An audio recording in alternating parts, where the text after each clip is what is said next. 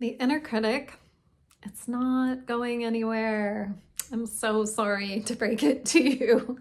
I think since the beginning of time, probably, or at least since the beginning of modernity, this inner critic has been part of the human psyche, and it can be internalized messages we received as children, and something that's just embedded in us that we put on repeat as we move forward through our adult lives.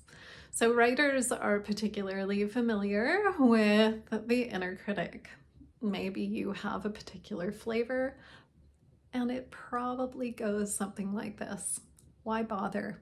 You're just wasting your time. This sucks. This isn't any good at all. Who's going to like this? Who's going to read this? No one's ever going to publish it, etc. So how do we deal with this voice that comes on board when we're trying to do our work, write our stories?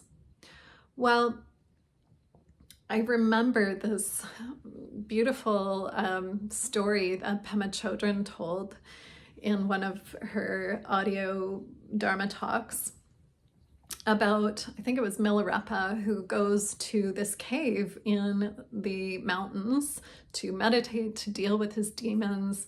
And these demons just like take over his cave. They read his books and they're very pesky.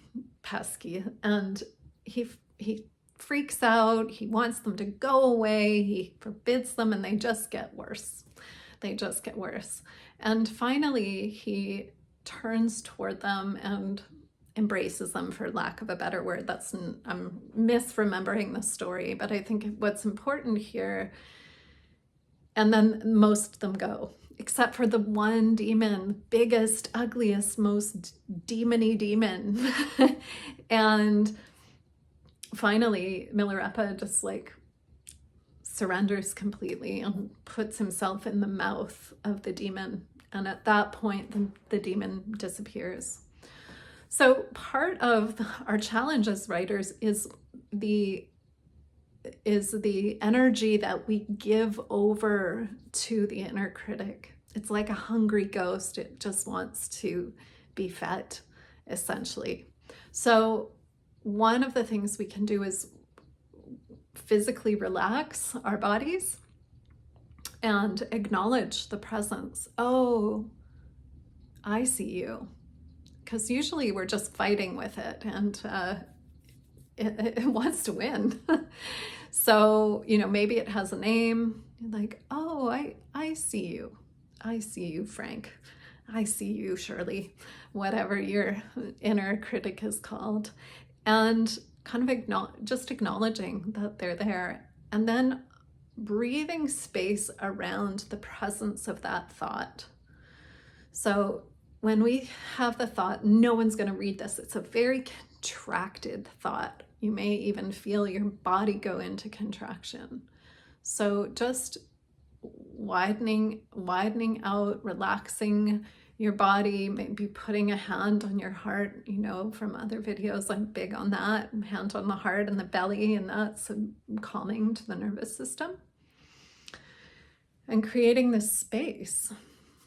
Now, the other thing you can do is just say, hey, you're here, I'm here, I've got some paper and a pen.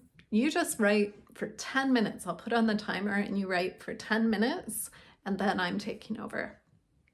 And so you do that and just give it its space. So it just needs to be heard. Or you can ask it what it needs. What do you need?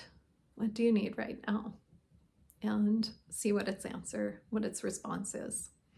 If it's like ice cream, maybe you have a problem, but I think just some acknowledgement is something that we all long for, including the inner critic.